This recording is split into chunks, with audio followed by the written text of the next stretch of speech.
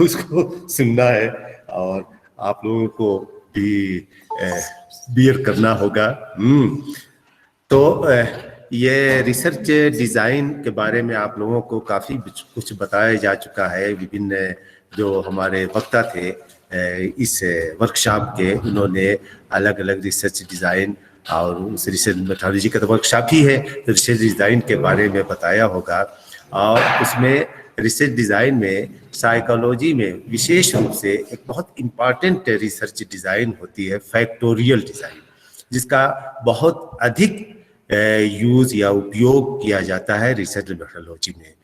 और मैं चूँकि यहाँ कुमायूं यूनिवर्सिटी का कन्वीनर भी रहा और रिसर्च के जो सिनाप्सिस आती थी उनमें मैं ये ऑब्जर्व किया कि अक्सर लोगों के जो प्रॉब्लम होती थी और जो वो सैंपल साइज वगैरह होती थी और जो उनके वेरिएबल होते थे, वो उसमें सबसे उपयुक्त जो डिज़ाइन हो सकती थी वो फैक्टोरियल डिज़ाइन हो सकती थी। लेकिन उन लोगों ने फैक्टोरियल डिज़ाइन न लगाकर और अनोवा न लगाकर, लिस्ट ऑफ वेरिएंस न करके दूसरे टी टेस्ट वगैरह इस सब का यूज़ किया था। हालांकि वो भी पैरामेट्रिक है और अनोवा भी पैरामेट्रिक है, लेकिन उसमें जो है टी टेस्ट ही भी यूज़ कर सकते हैं, अनोवा भी यूज़ कर सकते हैं। लेकिन क्यों अनोवा यूज़ करें? टी टेस्ट का अगर जो फैक्टोरियल एनालिसिस हम कर रहे हैं, अगर जो हम फैक्टोरियल डिज़ाइन का उपयोग कर रहे हैं, तो उसके क्या फ़ायदे हैं, क्या लाभ हैं, हम और अगर जो टी टेस्ट लगाएंगे तो उसके क्या नुकसान हो सकते हैं, उसमें क्या उसकी जो सीमाएं हैं, इसको भी हम बताएंगे। तो ये सबसे पहले तो ये जो है थोड़ा सा ये मैं बताना चाहता हूँ कि हम कोई भी रिसर्च डिज़ाइन क्यों यूज़ करते हैं। हमारे रिसर्च डिज़ाइन जो है या कोई भी जब एक्सपेरिमेंट या कोई भी स्टडी, कोई भी अध्ययन, जब हम उसको एक उसका अभिकल्प बनाते हैं तो उसका पर्पस क्या होता है, उसका उद्देश्य क्या होता है, क्यों हम एक रिसर्च डिज़ाइन को चुनते हैं। तो इसके लिए जो है पहला जो रिसर्च डिज़ाइन का मकसद होता है, उद्देश्य होता है, पर्पस होता है, ये होता है कि हम जो है वो मैक्सिमम अमाउंट ऑफ इंफॉर्मेशन जो है वो ऑब्टेन कर सके, प्राप्त कर सके। जो हम स्टडी कर रहे हैं उसमें to obtain the maximum amount of information relevant to the our research problem in, तो ये सबसे पहला हमारा उद्देश्य ये होता है कि हम रिसर्च डिज़ाइन जो है ऐसी चुने जिससे कि हम जो है हमारी जो रिसर्च प्रॉब्लम जिस पर हम रिसर्च करने, शोध करने जा रहे हैं, उसमें जो है ज़्यादा से ज़्यादा इंफॉर्मेशन जो है वो ऑब्टेन कर सके, प्राप्त कर सके और मिनिमम कास्ट पर प्राप्त कर सके।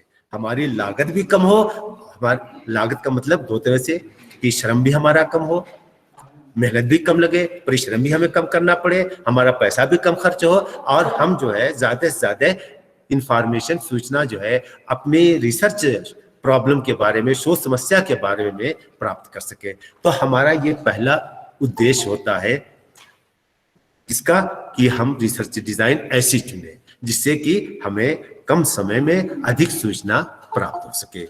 दूसरा जो हमारे स्टडी का या में जो डिज़ाइन चुनने का, चयन करने का मकसद ये होता है, पर्पस ये होता है कि हमारा जो एक्सपेरिमेंटल वेरिएंस है वो मैक्सिमम हो सके, ज़्यादा से ज़्यादा प्राप्त हो सके। एक्सपेरिमेंटल, देखिए आपने दो ग्रुप, थोड़ा सा मैं एक्सपेरिमेंटल वेरिएंस के बारे में क्लियर कर दूं, कुछ लोगों को शायद प्रयोगात्मक जो है वेरिएंस के बारे में थोड़ा सा प्रॉब्लम हो। तो ये हमने मान लीजिए कि एक स्टडी डिज़ाइन किया और वो स्टडी में ये देखना चाहा कि रिवार्ड का इफेक्ट जो है, पुरस्कार का प्रभाव जो है वो अधिगम पर या सीखने पर क्या पड़ता है।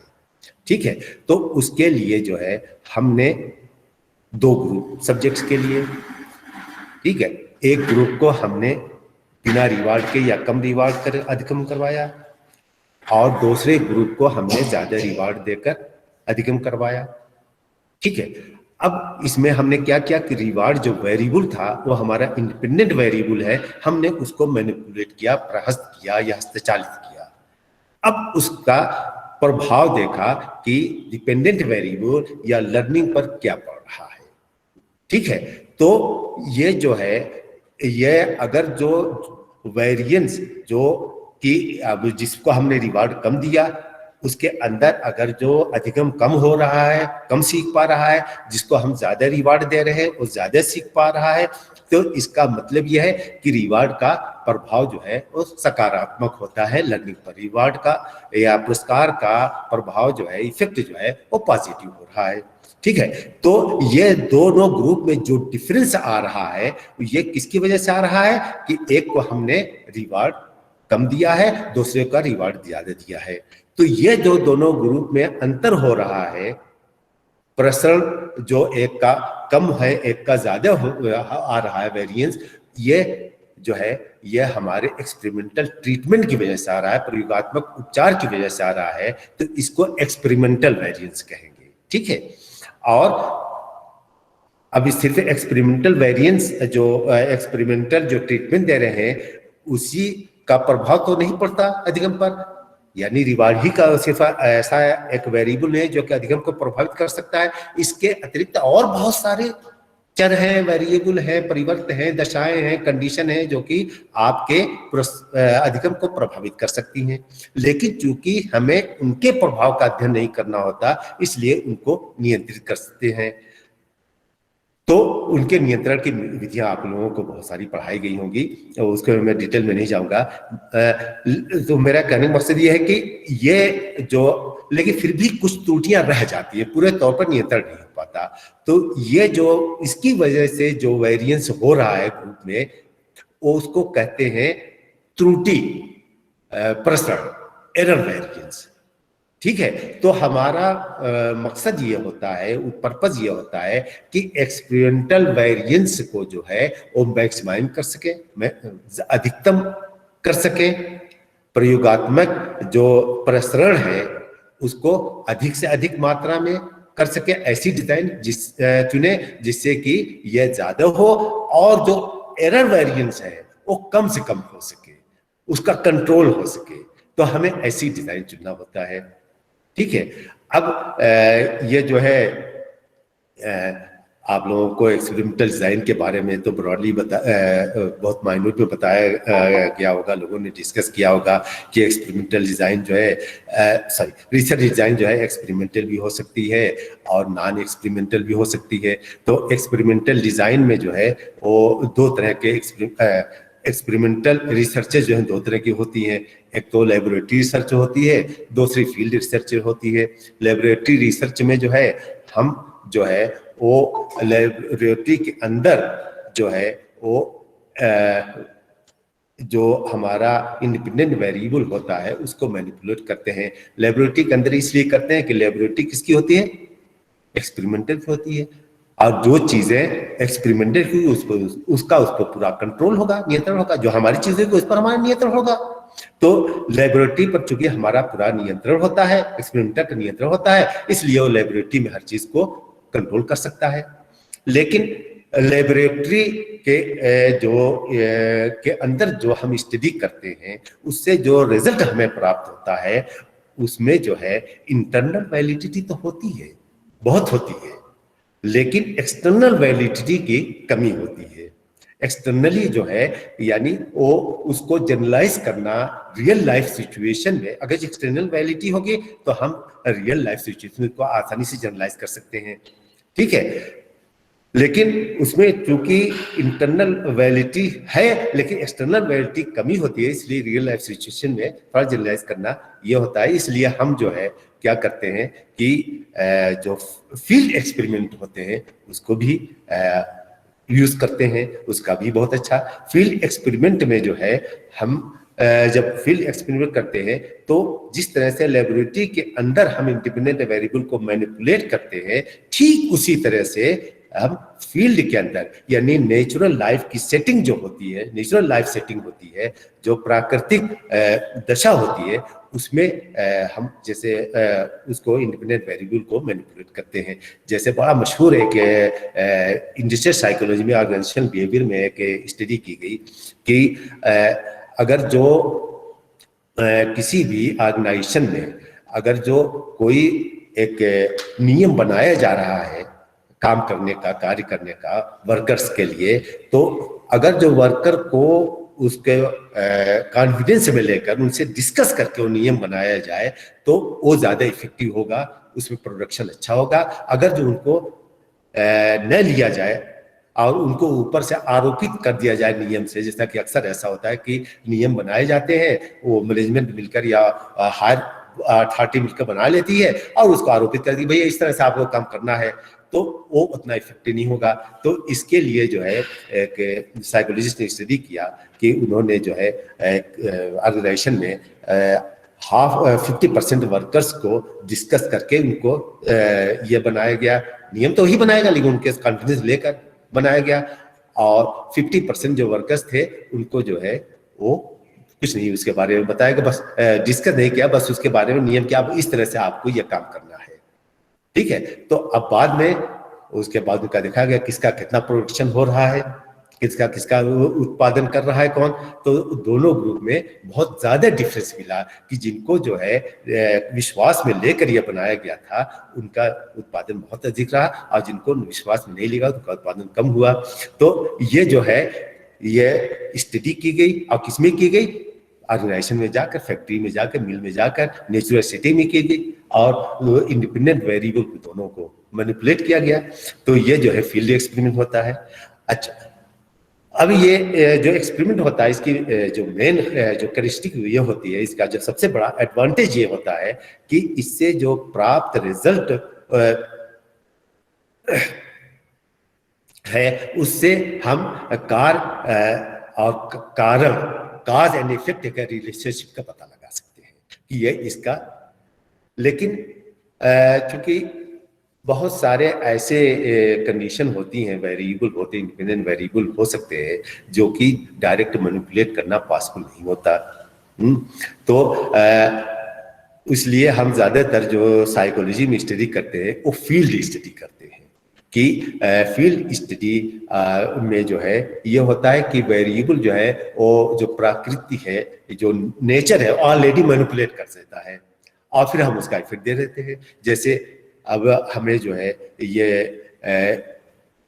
एज का देखना हुआ कि एज का इफेक्ट क्या पड़ता है, तो अब या जेंडर का देखना हुआ, तो अब जेंडर और ये तो ऑलरेडी मैनिपुलेटेड है, कुछ फीमेल है, कुछ मेल हैं, कुछ कम एज के हैं, कुछ लो एज के हैं, तो ये जो है ऑलरेडी मैनिपुलेटेड है। या मान लीजिए स्मोकिंग का इफेक्ट देखना हुआ, तो आप ये तो कर नहीं सकते, ये अनएथिकल होगा कि आप जो है एक ग्रुप को स्मोक करवाएं, दूसरे ग्रुप को मोटिवेट करके स्मोक करवाने लगे और दूसरे ग्रुप को जो है वो स्मोक न करवाएं, तो ये तो कर नहीं सकते। तो इसलिए जो है अब हम ये कर सकते हैं कि थ्रो सिलेक्शन उनको ले सकते हैं चयन के द्वारा, कि एक ऐसा ग्रुप ले लें जो कि स्मोक करता है और दूसरा ऐसा ग्रुप जो है, या अल्कोहल का इफेक्ट देखना हुआ तो एक ऐसा ग्रुप ले लें जिनका अल्कोहलिक है, दूसरा ऐसा ग्रुप ले लें जो कि अल्कोहलिक नहीं है, और उन पर जो भी है हम इफेक्ट देख लें, ठीक है।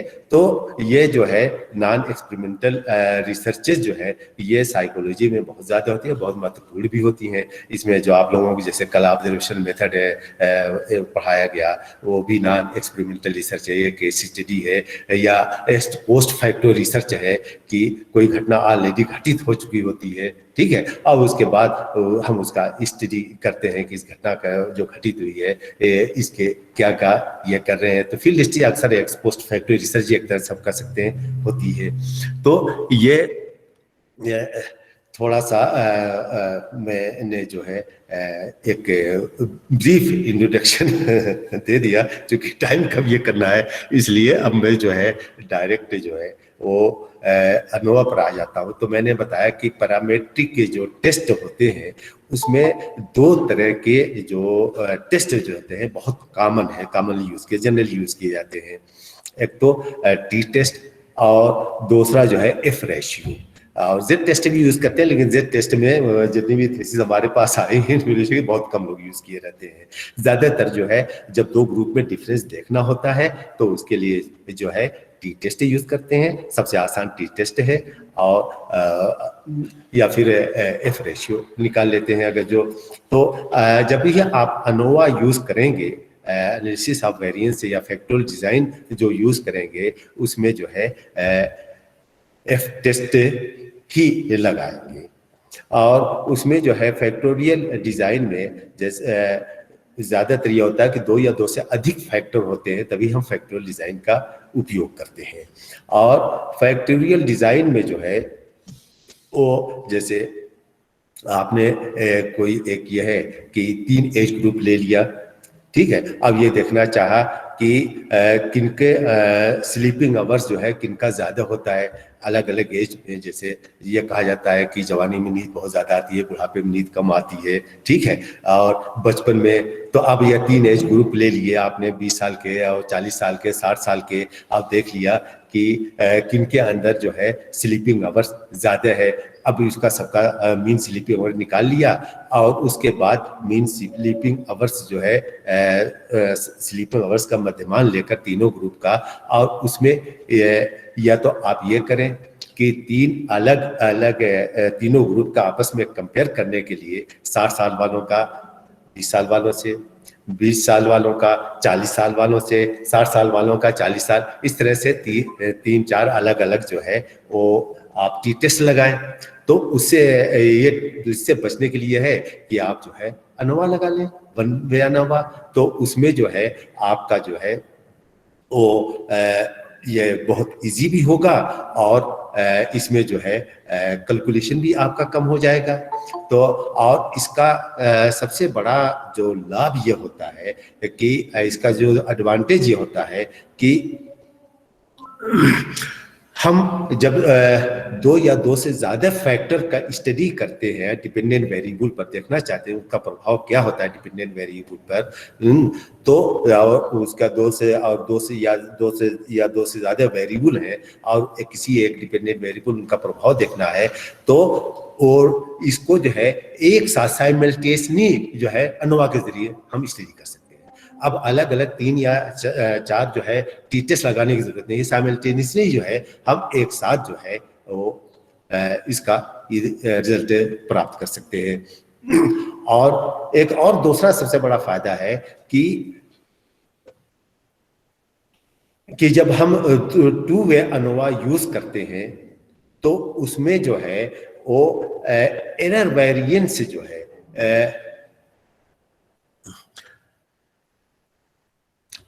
कम हो जाता है। एरर वेरिएंस से जो है is reduced in 2 way ANOVA study. और उसका कारण वजह यह होती है कि 2 वे अनोवा में जो है जो अलग अलग फैक्टर्स होते हैं उनको स्प्लिट कर लेते हैं। जब स्प्लिट कर लेंगे तो जाहिर सी बात है जो वेरिएंस टोटल के साथ था वो कम हो जाएगा, ठीक है। और तो इसकी वजह से जो है और रिडक्शन वेरिएशन जो रिडक्शन में जो है ये की वजह से ये ज़्यादा इफिशिएंट हो जाता है हमारा। इसलिए हम जो है वो एनालिसिस ऑफ वेरिएंस यूज करते हैं। और इसमें एक और से ये होता है कि जब 2 या 2 से ज्यादा फैक्टर होते हैं 2 वे एनालिसिस अनोवा में, तो हम उसमें आपस में इंटरेक्शन भी दे सकते हैं कि ये जो 2 या फैक्टर हैं वो आपस में इंटरएक्ट करके जो डिपेंडेंट वेरिएबल है उसको प्रभावित कर रहे हैं कि नहीं कर रहे हैं, उसका भी इंटरेक्शन इफेक्ट जो कि और दूसरे इससे टेस्ट से पॉसिबल नहीं होता। और इसमें मैंने बताया था कि इसमें कंपटीशन भी जो है वो कम हो जाता है, क्योंकि आप जो है 3 अलग अलग ये जो लगा रहे हैं, अगर जो टी टेस्ट लगाए तो इसमें एक ही टेस्ट है, तो इसलिए जो है ये सरल भी हो जाता है, कंपटीशन भी इसका कम हो जाता है। अब थोड़ा सा मैं एग्जाम्पल देकर इसको समझा रहा हूँ।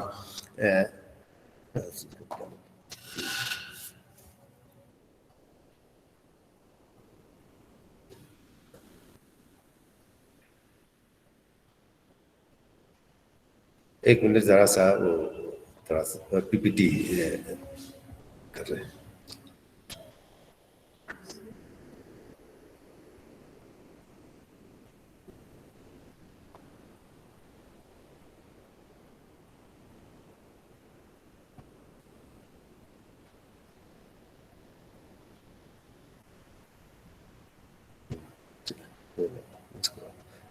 इसको ये देखा,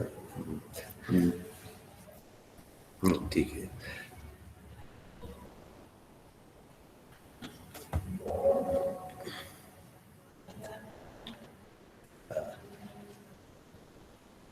मैंने,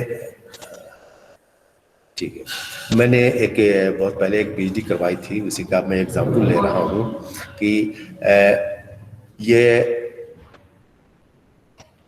विडो और विडोअर्स, जो विधवा महिलाएं हैं और जो विधुर है, विधु कहेंगे ना हिंदी में, जो जिनकी ऐसे पति, ऐसे मेल जिनकी वाइफ की डेथ हो चुकी है, जिनके स्पाउस या नो मोर, तो उनके जो अंदर जो एलिनेशन, रिलीजियसिटी और डेथ एंजाइटी, ये इनका मैंने स्टडी किया था।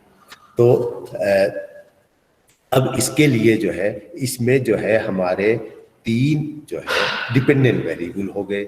एक तो एलिनेशन हो गया, दूसरा रिलीजियसिटी हो गया, और तीसरा जो है डेथ एंजाइटी हो गया। अच्छा, और उसमें 2 ये तो 3 डिपेंडेंट वेरिएबल हो गया, और 2 इंडिपेंडेंट वेरिएबल, एक तो मेल फीमेल, और दूसरा जो है स्पाउसेस आर एलिव और स्पाउसेस आर डेथ, कि उनके बीवी या पत्नी या पति मर चुके हैं या जिंदा है। तो इस तरह से वो ये 2 हमारे इंडिपेंडेंट वेरिएबल। तो जनरली हम साइकोलॉजी में जो स्टडी करते हैं, तो वो स्टडी में ज्यादातर जो इंडिपेंडेंट वेरिएबल होते हैं, उसका इफेक्ट देखने के लिए हमें 2 या 2 से ज्यादा लेवल लेना ही पड़ता है। ठीक है, अगर जो कोई भी आप स्टडी करेंगे तो उसमें जो है आपको देखने के लिए कि हाँ, इसका जैसे आप पुरस्कार के, मैंने जो पहला एग्जाम्पल दिया था, तो उसमें जो है एक को पुरस्कृत करेंगे, दूसरे को पुरस्कृत नहीं करेंगे।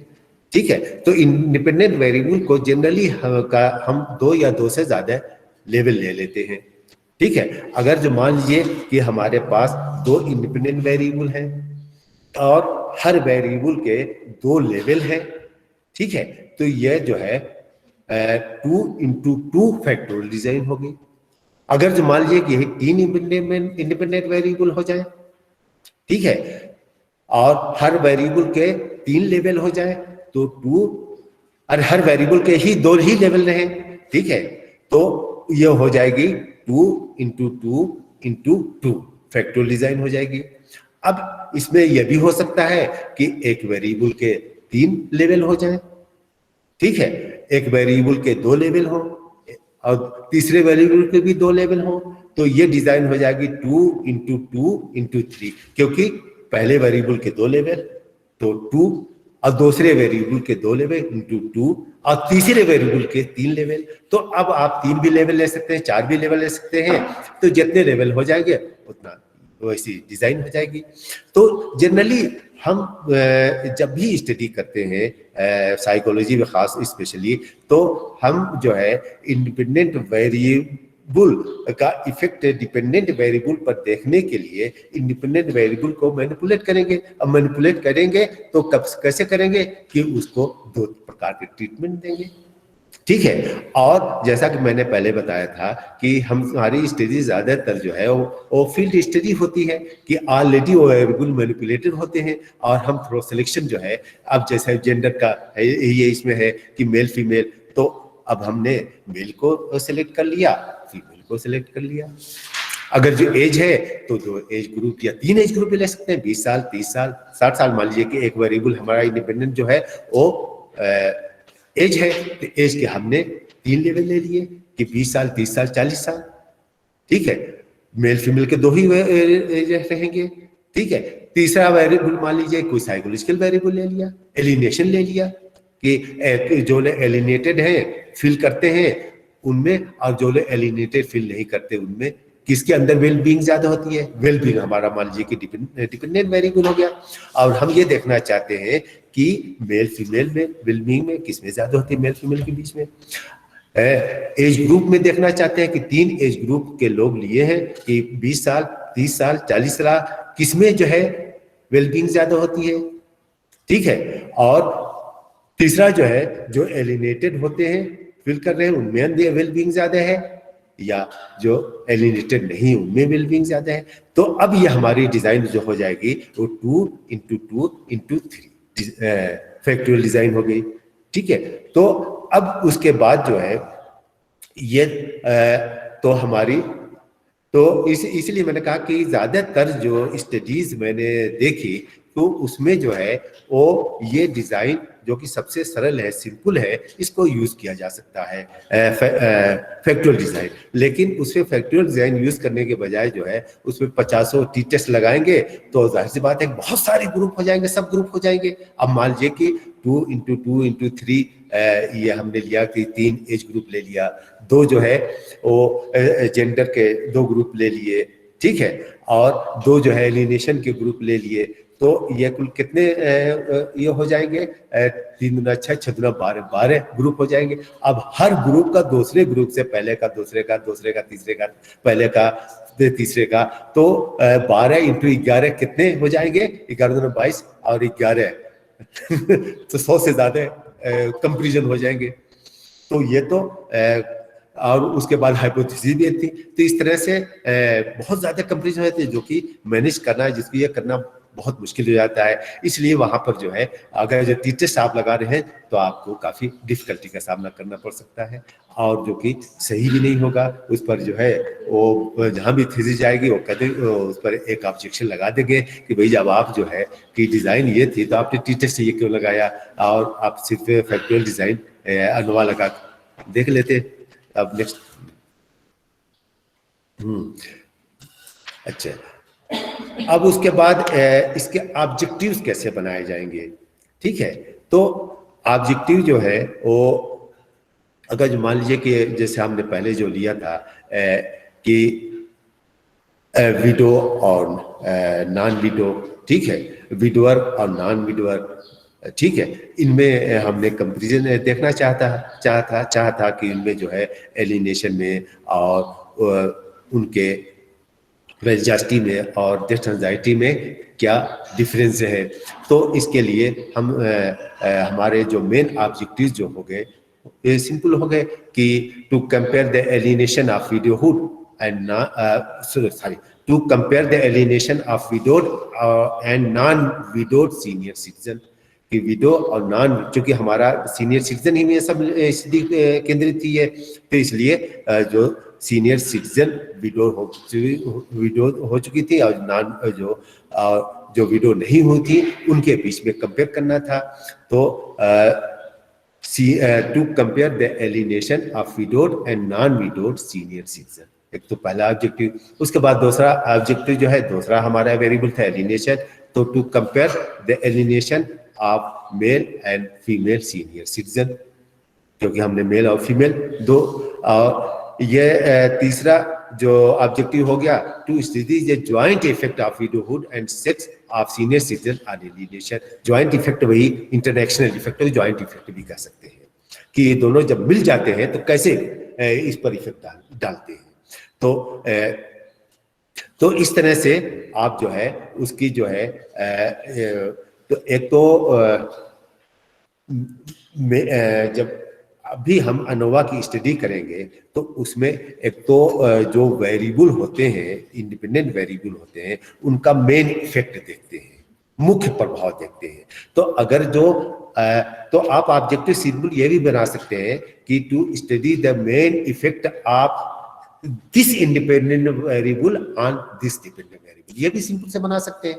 बहुत आसान सी ये ऑब्जेक्टिव होगा कि पहले कि आपके मान लीजिए कि जैसे 3 इंडिपेंडेंट वेरिएबल थे, ठीक है, तो और 2 डिपेंडेंट वेरिएबल हैं, ठीक है, तो आप उसमें जो है सिंपल ये कीजिए कि पहला इंडिपेंडेंट वेरिएबल लीजिए और उसका एक ऑब्जेक्टिव बना दीजिए कि to study the main effect of such and such independent variable. तो जैसे मान लीजिए सेक्स है, जेंडर है, तो to study the effect of gender on, मान लीजिए डिपेंडेंट वेरिएबल है ऑप्टिमिज्म, तो to study the effect of gender on optimism. ठीक है। अब उसके बाद दूसरा इंडिपेंडेंट वेरिएबल मान लीजिए एज है, तो उसका बना दीजिए to study the main effect of age on optimism. तीसरा इंडिपेंडेंट वेरिएबल मान लीजिए लोकस ऑफ कंट्रोल है। ठीक है, कि कुछ व्यक्ति जो होते हैं वो इंटरनली कंट्रोल होते हैं, कि जो कि और कुछ व्यक्ति जो है एक्सटर्नली कंट्रोल होते हैं। जैसे एग्जाम में फेल हो गए तो जो इंटरनली कंट्रोल होगा उसको तो सीधा सीधा ये होगा कि भाई मैंने मेहनत कम किया था, कहीं मुझसे चूक रह रही थी वो इसलिए जो है। और जो एक्सटर्नली कंट्रोल होगा वो अपने कमियां देखने के बजाय वो वाह वातावरण पर उसको आरोपित करेगा कि अरे वो हमारा एग्जामिनर जो है बहुत खराब था, उसने जो है मुझको फेल कर दिया और सारी गलतियां एग्जामिनर की निकाल लेगा, वो अपने आपको बचा लेगा। तो इसको भी देख सकते हैं, to study the effect of internal locus of control on optimism. तो ये जो है, अब उसके बाद ये तो मेन इफेक्ट हो गया, ये 3 ऑब्जेक्टिव हो गया। अब उसके बाद चौथा ऑब्जेक्टिव होगा कि जो तीनों इंडिपेंडेंट वेरिएबल हैं उन तीनों का आपस में इंटरैक्शन देखने के लिए। तो जैसे पहला इंडिपेंडेंट वेरिएबल आपका था एज या सेक्स था, ये सेक्स है, या दूसरा एज है, और तीसरा जो है वो लोकस ऑफ कंट्रोल है। तो पहला जो हाइपोथेसिस हो जाएगी to study the interaction effect of age and gender on optimism. फिर दूसरा ये हो जाएगा इंटरैक्शन जो है कि एज का जो है इसके साथ, एज का जैसे जेंडर के साथ हुआ, एज का उसी तरह से जो है लोकस ऑफ कंट्रोल के साथ होगा। ठीक है, तो दूसरी हाइपोथेसिस हो जाएगी to study the interaction effect of age and locus of control on optimism. और तीसरी जो हाइपोथेसिस जो इंटरेक्शन वाली है बता रहा हूं, इंटरेक्शन वाली हो जाएगी कि एज का तो हो गया, ठीक है, और अब एज का जो है इसके साथ हो गया है जेंडर के साथ, लेकिन और जेंडर का भी इसके साथ हो गया लोकस ऑफ कंट्रोल के साथ। ठीक है, अब इसका जो है एज का और लोकस ऑफ कंट्रोल के साथ नहीं हुआ तो तीसरी हाइपोथेसिस हो जाएगी। तो इस तरह से 3 कॉम्बिनेशन ये हो गए, to study the interaction effect of age and locus of control on optimism. और चौथी जो हाइपोथेसिस हो जाएगी वो तीनों का इंटरैक्शन आपस में क्या है, उसका इफेक्ट क्या पड़ रहा है, to study the interaction effect of age, gender and locus of control on optimism. तो इस तरह से आप ऑब्जेक्टिव बना लीजिए। अच्छा, जब ऑब्जेक्टिव ये आपने बना लिए, कुल 7 ऑब्जेक्टिव हो गए, अब उसी से रिलेटेड फिर जो है हाइपोथेसिस बना लेंगे कि तो उसमें कि इन जो ऑब्जेक्टिव्स हैं उसी को ध्यान में रखते हुए आप उसी के बेसिस पर जो है ये बनाएंगे हाइपोथेसिस। और हाइपोथेसिस जो है उसमें भी बनाने में थोड़ा सा आप लोगों को बताया गया होगा कि कुछ लोग डेफिनिट सेंटेंस में बना देते हैं कि देयर इज सिग्निफिकेंट इफेक्ट, तो इस और ये के बजाय जो है ये देयर शुड या देयर विल में बनाइए, फ्यूचर सेंटेंस में हाइपोथेसिस बनाया कि there will be significant difference between male and female on dependent variable, जो भी है आपका उसको बना दीजिए, या the main effect of age will be significant on optimism, the main effect of gender will be significant of, simple सी hypothesis हो जाएगी, the main effect of age will be significant on optimism. The main effect of gender will be significant on optimism. The main effect of locus of control will be significant on optimism. अब उसके बाद फिर interaction पर आ जाइएगा. The main interactional effect of variable A and B, यानी age and gender will be significant of optimism. The main effect of variable A and C, यानी age and locus of control will be significant of optimism. और the main effect of B and C, यानी gender and locus of control and आखिर में सातवीं आप दीजिए होगा कि the main effect of age gender, जो इंटरेक्शन ऑफ एज जेंडर, जैसा ऑब्जेक्टिव बनाया था उसी तरह से जैसी हो जाएगी. बस वहां पर से तू स्टडी लिख दिया था, यहाँ पर ये विल बी सिग्निफिकेंट. ठीक है, अब ये तो हाइपोथेसिस है, तो इसका ऑब्जेक्टिव बनाना ही बहुत आसान है और इसकी हाइपोथेसिस भी बनाना बहुत आसान है. ठीक है, अब इसमें जो है ये है एनालिसिस के लिए बताया मैंने कि जैसे टी टेस्ट में तो आप क्या करते हैं कि सबकी मीन निकालते हैं, एसटी निकालते हैं. तो मीन एसटी तो इसमें भी निकालना पड़ेगा, क्योंकि उसी से आपको पता लगेगा कि आपका डेटा जो है ये नॉर्मली डिस्ट्रीब्यूटेड है कि नहीं है. क्योंकि जो सबसे बड़ी पैरामीट्रिक टेस्ट में कंडीशन है, जरूरी कंडीशन जब फुलफिल करता है डेटा, तभी पैरामेट्रिक टेस्ट लगाते हैं. मतलब नॉन पैरामेट्रिक स्टैटिस्टिक्स लगाएंगे तो उसमें सबसे बड़ा है कि score should be normally distributed, तभी वो पैरामेट्रिक टेस्ट होगी. ठीक है, तो इसलिए जो है यह आपको अच्छा, ये सब जो है तो आपको लोगों को बताया गया होगा कि ये जो SPSS और ये सब जो प्रोग्राम होते हैं आ रहे हैं स्टैटिस्टिक्स के, उसमें सारा चीज़ें अवेलेबल होती हैं. बस आपको डेटा फीड करना है, उससे मीन कहेंगे मीन निकाल के दे देगा, एसटी कहेंगे एसटी निकाल के दे देगा और अनोवा के लिए कहेंगे अनोवा निकाल कर दे देगा. तो आपको कुछ नहीं करना. हम लोग तो जब वगैरह कर रहे थे तो सब मैन्युअली करते थे, तो बहुत लंबा कैलकुलेशन हो जाता था. लेकिन आप लोगों के लिए जो है ये बहुत अच्छा ये हो गया, सिंपल हो गया है. अच्छा, इसमें जो है तो टी टेस्ट में जो है आप जो है सिर्फ मीन निकाल लेते हैं और एसडी के आपकी मालूम होती है.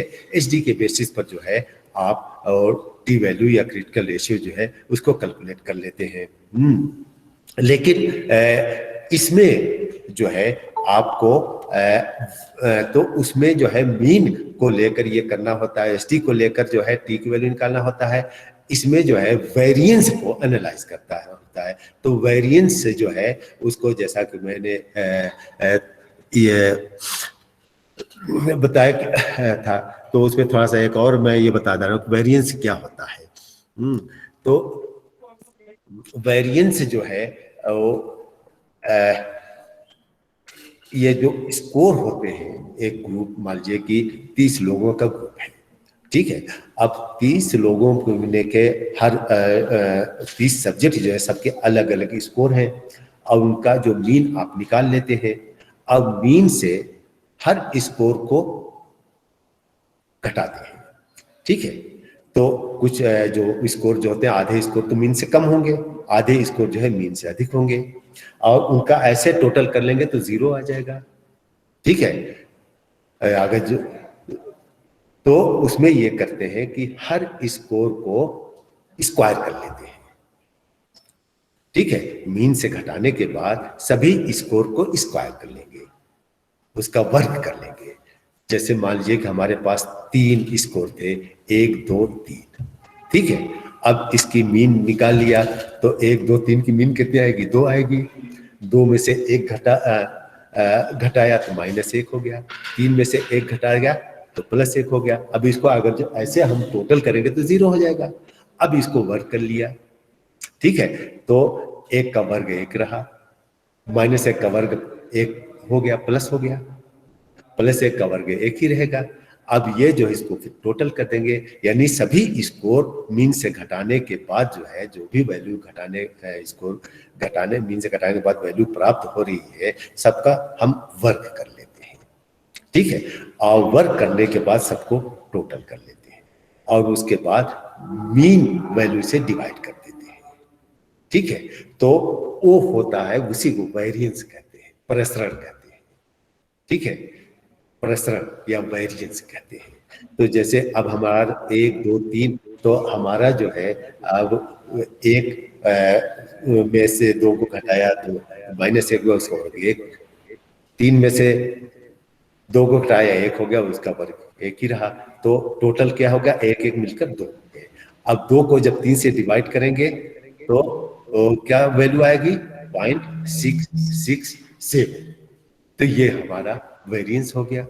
तो हम इसमें जो है वेरिएंस को जो है एनालाइज करके देखते हैं। ठीक है, इस एफ रेशियो जब निकालते हैं तो उसमें जो है एनालिसिस ऑफ वेरिएंस में एफ रेशियो निकालते हैं, तो उसमें जो है हम सारे वेरिएंस को एनोवा में हम एनालाइज करते हैं। और वेरिएंस मैंने बताया कि 2 चीजों की वजह से होता है। ठीक है, एक जो है वेरिएंस जो होता है वो तो त्रुटि की वजह से हो सकता है।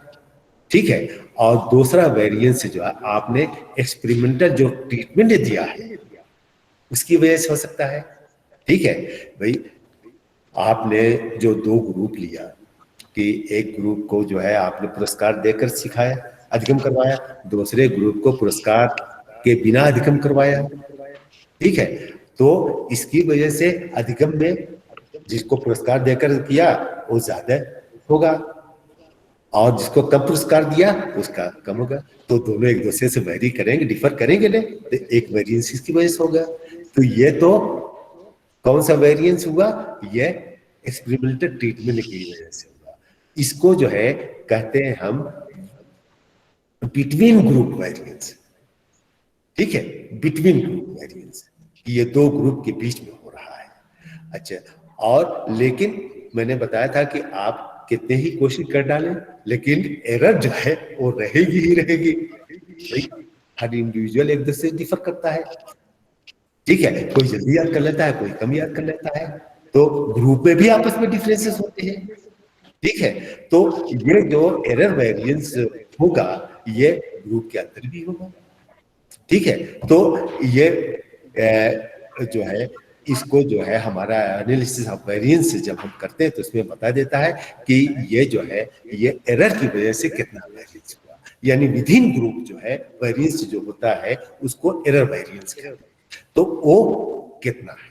ठीक है, और तो उसमें जो है उसके स्टेप पर मैं स्टेप तो ज्यादा डिटेल में नहीं जाऊंगा क्योंकि ये तो आप लोगों को शायद पढ़ाई भी गया होगा, या फिर ये आप लोग जब उससे करेंगे तो उसमें खुद SPSS से करेंगे तो खुद ही आ जाएगा कि विभिन्न ग्रुप कितना है, विभिन्न ग्रुप कितना है और ये टोटल वेरिएंस कितना हुआ।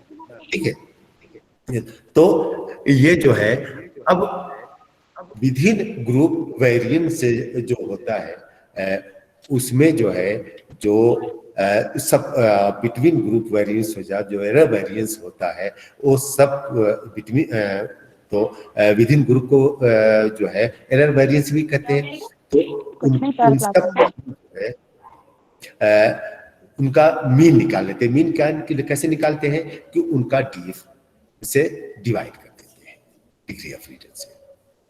जैसे ये डिग्री ऑफ फ्रीडम में एक बात का आप ध्यान रखिए कि डिग्री ऑफ फ्रीडम में हमेशा एक कम हो जाता है जब डिग्री ऑफ फ्रीडम निकालते हैं। मान लीजिए आपके पास 30 सब्जेक्ट थे, ठीक है, तो 30 सब्जेक्ट की जब आप डिग्री ऑफ फ्रीडम निकालेंगे तो 29 ही रह जाएगी। एक सामने हमारे एक हमसे सीनियर हमारे मित्र भी हैं सामंत सिंह, उन्होंने बड़ा अच्छा एक्सप्लेन किया कि भाई देखिए अगर जो मान लीजिए आपके पास 30 सब्जेक्ट हैं और वो 30 सब्जेक्ट का मीन आया मान लीजिए 80, कोई आपने टेस्ट एडमिनिस्टर किया उनका मीन आ गया 80, ठीक है, तो 80 ही मीन रहे तो 29 सब्जेक्ट को तो मीन आप कम बेस कर सकते हैं, ठीक है, अपने मन से, ठीक, लेकिन जो 30वां सब्जेक्ट होगा उसमें आप अपने मन से नहीं कम कर सकते, बल्कि अब उस पर डिपेंड करेगा कि अब उसमें कितना जोड़े कि मीन 80 रहे, तो उसमें आप जो है फ्री नहीं होंगे, स्वतंत्र नहीं होंगे। तो अब इसमें मेन जो है हमारा जब फैक्टोरियल डिजाइन यूज करते हैं, खासतौर से जो टू वे अनोवा जब यूज करते हैं, द्विपथ है जो पर्सनल विश्लेषण में जो है, तो उसमें जो है वो हमने बताया था कि इसमें जो है 2 या 2 से ज्यादा वेरिएबल होते हैं टू वे अनोवा में, और हर वेरिएबल का 2 या 2 से ज्यादा लेवल लेते हैं। जैसे एज के 2 लेवल लिया, एक इंडिपेंडेंट वेरिएबल एज था उसके 2 लेवल लिया, जेंडर था इंडिपेंडेंट वेरिएबल उसके 2 लेवल लिया, या इसी तरह से हमारा जो है एक ये एलिनेशन था उसके 3 लेवल ले लिए, ठीक है, 3 लेवल ले लिया, एज के 3 लेवल ले लिए। तो हम 2 या 2 से ज्यादा इंडिपेंडेंट वेरिएबल होते हैं और हर वेरिएबल के 2 या 2 से ज्यादा लेवल हो सकते हैं, ठीक है। तो इस तरह से जो है अगर जो 2 ये हुए हमारे इंडिपेंडेंट 3 इंडिपेंडेंट वेरिएबल और सबके 2 लेवल हुए, तो हर के 2 कॉलम हो जाएंगे और 3 रो हो जाएंगे, ठीक है। एक एज की, एक जेंडर की, और एक जो है लोकस ऑफ कंट्रोल की, जो भी है इंडिपेंडेंट वेरिएबल उसकी, और लेवल सबके 2 है, ठीक है। तो उसमें जो है वो अगर जो 2 लेवल हैं, जैसे मान लीजिए एज के, तो इसका मतलब कि उसके जो है वो कॉलम 2 हुए, तो 2 - 1 एक कम हो जाएगा, ठीक है। तो उसका डिग्री ऑफ फ्रीडम जो है कम हो जाएगा। एक अगर जो 3 लेवल है तो उसमें डिग्री ऑफ फ्रीडम जो है 3 में से 1 कम होगा, यानी 2 डिग्री ऑफ फ्रीडम होगी, ठीक है।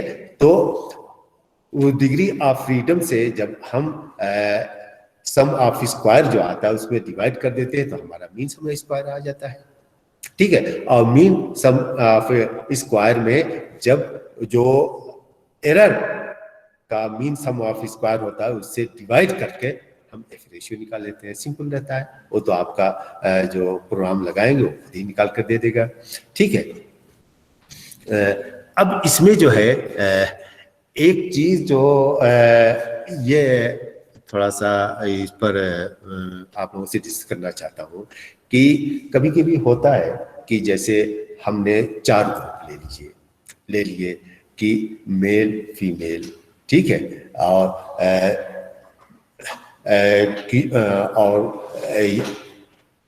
इंटरनली कंट्रोल और एक्सटर्नली कंट्रोल, तो 4 ग्रुप हो गए, यानी 2 तो हमारे वेरिएबल थे और सबके 2 लेवल ले लिए, तो हमारे पास जो है 4 सेल हो गए इसके, ठीक है। अब हमें जो है एक तो हो गया कि एक्सटर्नली कंट्रोल मेल, दूसरा जो है एक्सटर्नली कंट्रोल फीमेल, अब तीसरा जो है इंटरनली कंट्रोल मेल, और चौथा जो है इंटरनली कंट्रोल फीमेल। अब इसमें जो है ये तो हो गया, ठीक है, कि मेन इफेक्ट जो है वो सिग्निफिकेंट है, और मेन इफेक्ट जो है इसका दोनों का सिग्निफिकेंट है, मतलब लोकस ऑफ कंट्रोल का भी सिग्निफिकेंट है और एज का भी सिग्निफिकेंट है, ठीक है। लेकिन अब हमें इसकी जरूरत देखनी है कि जो सब ग्रुप है वो कौन से 2 सब ग्रुप आपस में डिफर कर रहे हैं, उनमें डिफरेंस है, एक दूसरे से डिफर कर रहे हैं, उनका भिन्न है। जैसे मेल फीमेल में तो हम पता लग गया कि डिफरेंस है, लेकिन इसी तरह से जो मेन इफेक्ट है तो मेल फीमेल के बीच में आएगा, या मेन इफेक्ट जो है वो इंटरनली कंट्रोल और एक्सटर्नली कंट्रोल के बीच में आ जाएगा। लेकिन उससे ये नहीं मालूम होगा मेन इफेक्ट से कि जो internally locus of control male है वो internally locus of control female से डिफर कर रहे हैं कि नहीं कर रहे हैं, ठीक है। तो उनको कैसे ये करेंगे, तो उसके लिए अक्सर लोग टेस्ट लगा देते हैं, तो वो अपनी जो कैलकुलेशन या कंपटीशन और बढ़ा लेते हैं, और उसके लिए बड़ा सिंपल सा मेथड होता है जिसको कि पोस्ट हाक टेस्ट कहते हैं। तो पोस्ट हाक टेस्ट लगाकर बहुत आसानी से जो है यह आपस में जो चारों ग्रुप है उनमें डिफरेंस देख सकते हैं, ठीक है। तो उसमें मैंने एक पोस्ट हाक टेस्ट है आपको एग्जांपल के तौर पर बता रहा हूं कि ये जिसको कि LST कहते हैं, least significant difference method, LST least significance difference method कहते हैं, उसको आप ये करके देख सकते हैं। और लेकिन इसको उसी वक्त आप लगाएंगे कि जबकि सैंपल साइज जो है सभी सेल की इक्वल, ठीक है। और जनरली हम इक्वल ही लेते हैं एनोवा में, ठीक है। सैंपल साइज अगर सभी सेल में इक्वल है, अगर ये इक्वल नहीं हो तो फिर दूसरा, और भी बहुत सारे ये पोस्ट हाक टेस्ट है, उनमें आप देख लीजिएगा। मैंने एक एग्जांपल के तौर पे ले लिया है कि इससे कितनी आसानी आपको रहती है दिखाने के लिए। तो ये अगर जो सैंपल साइज जो है सभी सेल की इक्वल है, यानी सभी में मान लीजिए 30 सब्जेक्ट हैं, ये सभी में 4 सब्जेक्ट हैं, सभी सेल में, सभी में 10 सेल है, तो आप जो है ये सब बहुत आसान है लगाने के लिए। तो इसमें जो है सबसे पहले जो है आप जो है critical difference at 0.05 level of significant पर मालूम करेंगे कि क्या क्रिटिकल डिफरेंस होना चाहिए 0.05 लेवल पर, ठीक है। तो उसके लिए जो है वो उसमें देख लेंगे कि कुल कितने जो है सब्जेक्ट हैं पूरे ग्रुप में, ठीक है। तो मान लीजिए कि पूरे ग्रुप में जितने सब्जेक्ट हैं उसका में से जो वो कम हो जाएंगे उसका डीएफ निकाल लेंगे, ठीक है। तो उतने डीएफ पर मान लीजिए कि 24 डीएफ आया, तो 24 डीएफ पर टी टेस्ट सिग्निफिकेंट होने के लिए 0.05 लेवल पर क्या वैल्यू होनी चाहिए। तो आप टी टेस्ट की टेबल में वैल्यू देख लीजिए कि 24 डीएफ पर 0.05 लेवल पर सिग्निफिकेंट होने के लिए क्या वैल्यू होनी चाहिए, ठीक है। तो जो भी वैल्यू हो वो वैल्यू नोट कर लीजिए, ठीक है। अब उसके बाद जो है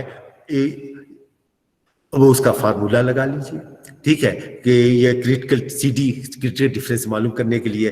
तो ये सीडी का बहुत सिंपल सा फार्मूला होता है कि सीडी बराबर है क्रिटिकल डिफरेंस बराबर होता है टी की वैल्यू जो आई है वो, ठीक है, जितने भी डीएफ पर मान लीजिए कि आपके सब में 30 सब्जेक्ट है, ठीक है। तो 4 सेल है तो 120 सब्जेक्ट हो गए, 4 कई बार है, ठीक है। तो अब उसका डीएफ जो है तो बहुत बढ़ गया, तो अब उतने डीएफ पर सिग्निफिकेंट होने के लिए 0.05 लेवल पर टी सिग्निफिकेंट होने के लिए वैल्यू सिग्निफिकेंट होने के लिए क्या वैल्यू होने चाहिए टेबल से देख लीजिए। मान लीजिए कि 1.96 है, तो या 1.96 है तो 0.01 लेवल पर हो जाएगी, 2 पॉइंट से ज्यादा आएगी, तो मान लीजिए 2.05 है, ठीक है। अब उसके बाद तो सी डी बराबर 2.50 और उसके बाद गुड़े अंडर रूट 2 एरर का mean sum of square, 2 error का मीन सम ऑफ स्क्वायर। तो आपके उसमें जो है वो जो आपने टेबल बनाई है उसकी वो दिया हुआ है एरर का मीन सम ऑफ स्क्वायर, ठीक है। विदिन ग्रुप जो आया है विदिन ग्रुप का ही एरर है। तो एरर में मैंने बताया था कि वो टोटल जो सम ऑफ स्क्वायर है उसमें जब डीएफ से डिवाइड कर देंगे तो एरर का मीन सम ऑफ स्क्वायर आ जाएगा, ठीक है। तो वो टेबल में दिया हुआ है, तो उसमें 2 का मल्टीप्लाई कर दीजिए और उसमें फिर n गुणे c से डिवाइड कर दीजिए, 2 से मल्टीप्लाई करके। n मतलब नंबर ऑफ सब्जेक्ट कितने हैं, ठीक है। तो नंबर ऑफ सब्जेक्ट मान लीजिए कि 30 है और कितने कॉलम है, तो अब मेल और फीमेल का है तो 2 कॉलम, तो 30 गुणे 2 60, ठीक है। और उसका जो है स्क्वायर रूट निकाल लीजिए। तो फार्मूला हो गया कि टी की वैल्यू 0.05 लेवल पर क्या है, ठीक है, उस डीएफ पर और गुणे अंडर रूट 2MSSE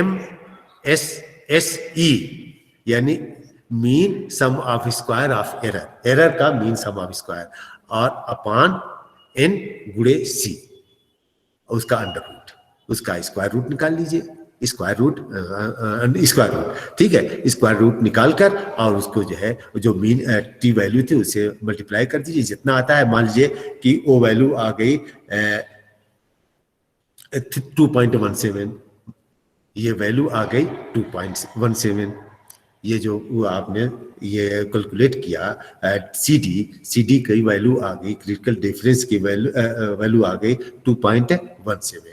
अब उसके बाद जिन दो ग्रुप में आपको देखना है कि इन दोनों ग्रुप में सिग्निफिकेंस है, डिफरेंस जो है सिग्निफिकेंट है कि नहीं है, उन दोनों के मीन को घटा लीजिए। अगर घटाने के बाद उसकी वैल्यू जो है 2.17 से ज्यादा इतनी या इससे ज्यादा आ रही है तो सिग्निफिकेंट है, अगर इससे कम आ रही है तो सिग्निफिकेंट नहीं है, सिंपल सा।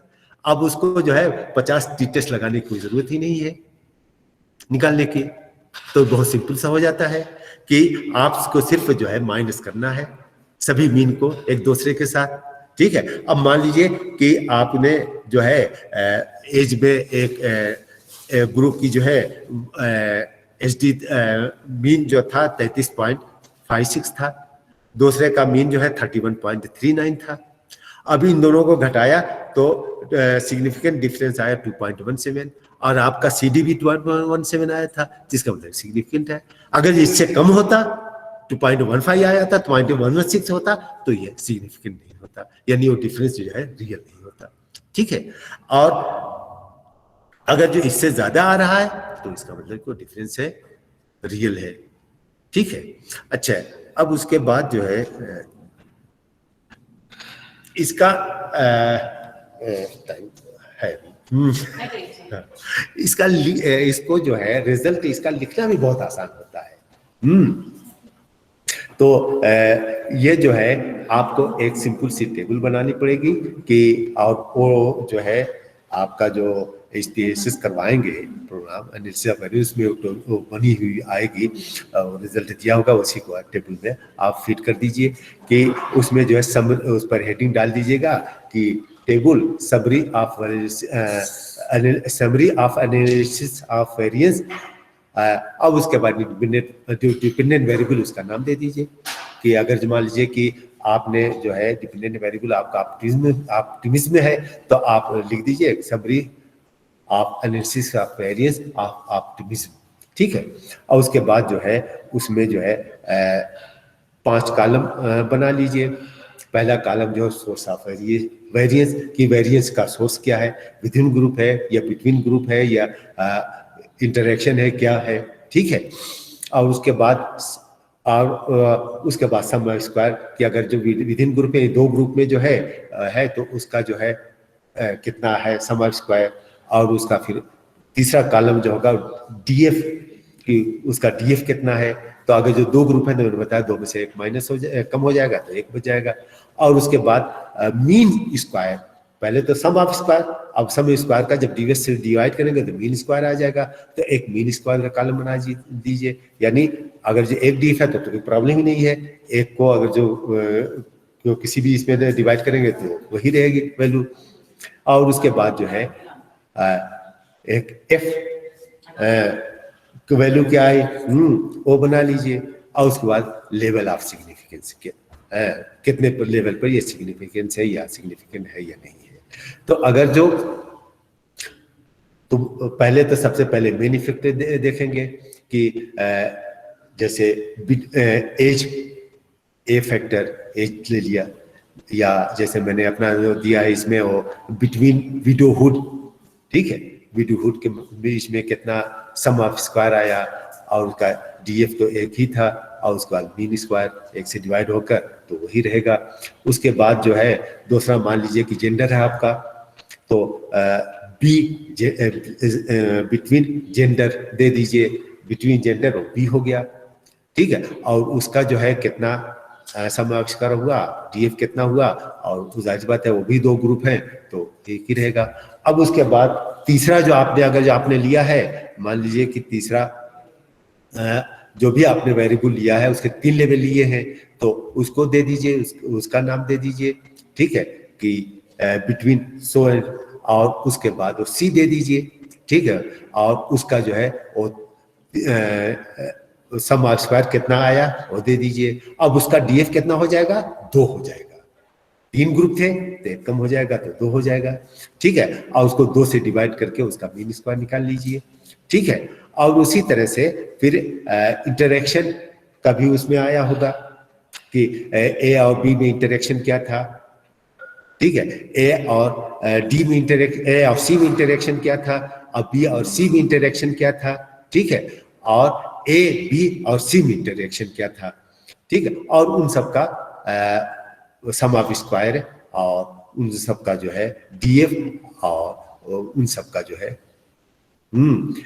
ये मीन स्क्वायर आप निकाल लीजिए। और आखिर में ये सब लिखने के बाद विधिन ट्रीटमेंट का उसमें देना पड़ेगा, विधिन ट्रीटमेंट। तो विधिन ट्रीटमेंट ही को एरर कहते हैं, विधिन ट्रीटमेंट को ही एरर कहते हैं। तो उसके नीचे एरर भी लिख सकते हैं, क्योंकि विधिन ट्रीटमेंट जो है वो हमने तो किया नहीं है, वो तो एरर की वजह से हुआ है।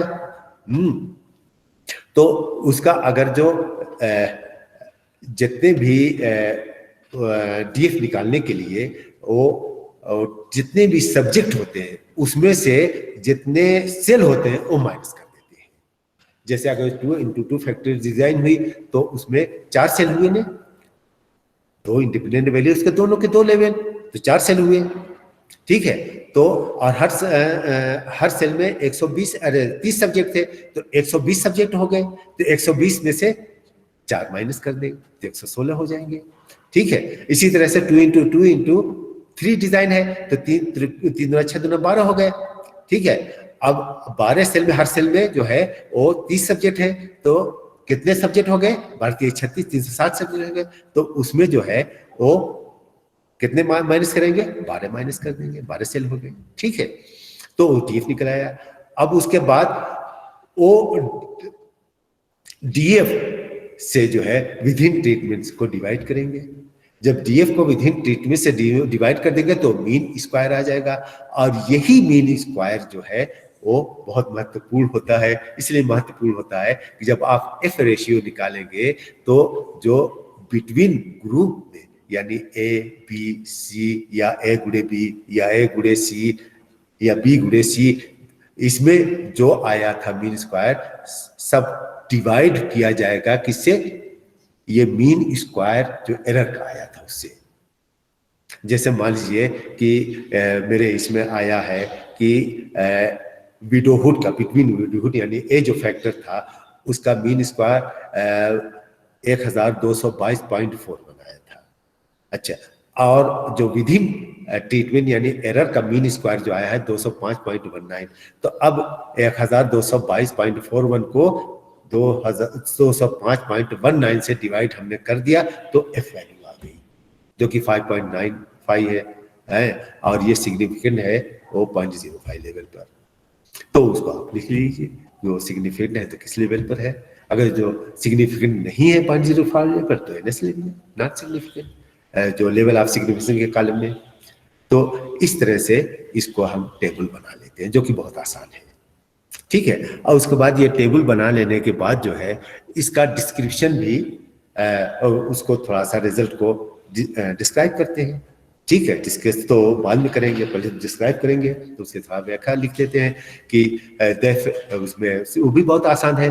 The F ratio for the main effect of widowhood on religiosity या main effect of age on optimism is, अगर सिग्निफिकेंट कितना आया वो लिख दिए कि is opted so and so 5 point या 6 पॉइंट इतना हमने पाया।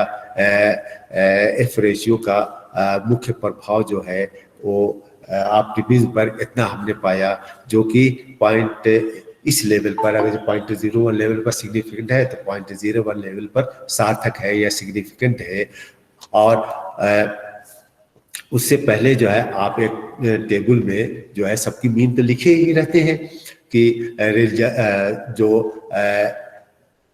यंग एज के लोग थे उनका कितना मीन आया था, जो ओल्ड एज के लोग थे उनका कितना मीन आया था।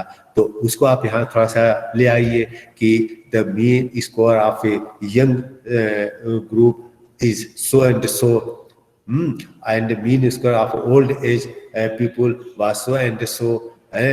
और तो और उन दोनों के बीच में डिफरेंस जो है चूंकि सिग्निफिकेंट है, इसलिए हम कह सकते हैं कि ये जो है ये इसका दोनों ग्रुप जो है आपस में डिफर कर रहे हैं। इसी तरह से दूसरे का जो मेन इफेक्ट है कि ये मेन इफेक्ट जो है ये सिग्निफिकेंट पाया गया, उस एफ रेशियो इतने लेवल इतना प्राप्त हुआ जो कि इतने स्तर पर ये सिग्निफिकेंट सार्थक है। और इस तरह से और पहले ग्रुप का जो है इतना मीन था, दूसरे ग्रुप का मीनिंग इतना होता है, तो इस तरह से ये दोनों ग्रुप जो है आपस में डिफर कर रहे हैं, सिग्निफिकेंटली डिफर कर रहे हैं। अगर जो डिफरेंस नहीं है तो लिख दीजिए कि is not significant, so the mean of two group do not differ significantly, बस। इसी तरह से इंटरेक्शन लिख दीजिए। तो इस तरह से आप जो है इसका लिखना भी बहुत आसान होता है, ठीक है, रिजल्ट का, और ये कैलकुलेशन भी बहुत आसान है। तो इसलिए अगर जो ये आप जो है अपनी रिसर्च प्रॉब्लम में ये चीज देखें कि अगर आपके 2 या 2 से ज्यादा वेरिएबल हो और हर वेरिएबल के 2 या 2 से ज्यादा लेवल हो, 2 या 2 से अधिक स्तर हो, तो आप जो है वो डेटा जो है नॉर्मली डिस्ट्रीब्यूटेड हो, यानी जो पैरामीट्रिक स्टैटिस्टिक्स का क्राइटेरिया में फिट आ रहा है, तो आप जो है अनोवा लगा लीजिए आसानी से। तो ये मेरा ख्याल से अब इसमें जो है थोड़ा सा अगर कोई प्रॉब्लम हो तो आप से पूछ सकते हैं। चलिए,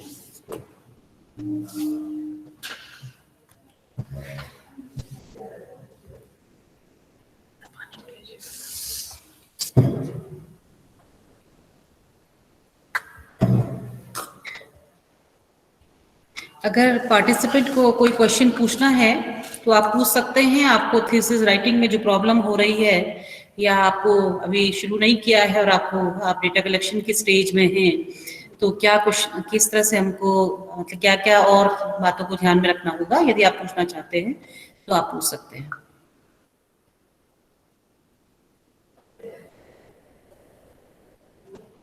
एनी क्वेश्चन? सर लगता है कि बच्चों को सारी बातें समझ में आ गई हैं, इसलिए कोई क्वेश्चन नहीं पूछ रहे हैं। तो सर आपका बहुत बहुत धन्यवाद, क्योंकि आपने अपने व्यस्त शेड्यूल में से हमारे लिए समय निकाला और हमारे बच्चों को, क्योंकि मैंने जैसे शुरू में भी कहा कि ऑब्जेक्टिव और हाइपोथेसिस जो एक सेट रूटीन होता है उसमें बच्चे कर लेते हैं, डेटा कलेक्शन भी हो ही जाता है, एनालिसिस तो अब सरल हो ही गई है। तो पहली बात जो एनालिसिस हमारे पास होके आती है SPSS से, उसको हमको सही करना है कि क्या हमने थीसिस में लिखना है, और उसके बाद उसके एनालिसिस कैसे करेंगे ये सर ने आपको हर स्टेप बहुत ही अच्छी तरीके से क्लियर कर दिया है। सर बहुत बहुत धन्यवाद आपका, आपने अपना कीमती समय हमें दिया और अपने अनुभवों के आधार पर हमारे बच्चों को गाइड किया। हम आपके लिए बहुत धन्यवाद ज्ञापित करते हैं अपनी पूरी वर्कशॉप टीम की ओर से। किसी का प्रश्न है कोई और? आपका प्रश्न है किसी विद्यार्थी का तो आप पूछ सकते हैं। तो thank you sir, it was a very informative session. Questions तो सर एज सच नहीं